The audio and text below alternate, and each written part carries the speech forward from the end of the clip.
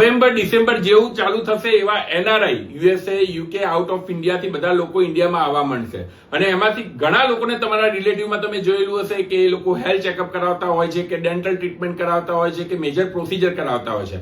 એનું કારણ એ છે કે સપોઝ અહીંયા ઇન્ડિયામાં ધારો કે ઇસીજી એટલે કે કાર્ડિયોગ્રામનો ચાર્જ હમણાં ત્યાં 400 છે, તો એ જ કાર્ડિયોગ્રામનો ચાર્જ યુએસએ ની અંદર 15 ગણો થતો એટલે 6000 રૂપિયા થતો હોય છે. ટુડી ઇકોનો ચાર્જ ધારો કે 2000 રૂપિયા છે કે 2500 રૂપિયા છે, તો ત્યાં 25,000 થી લઈને 30,000 એટલે 10 થી 15 ગણું હાયર ત્યાં આગળ એ લોકોને ખર્ચો થતો હોય છે.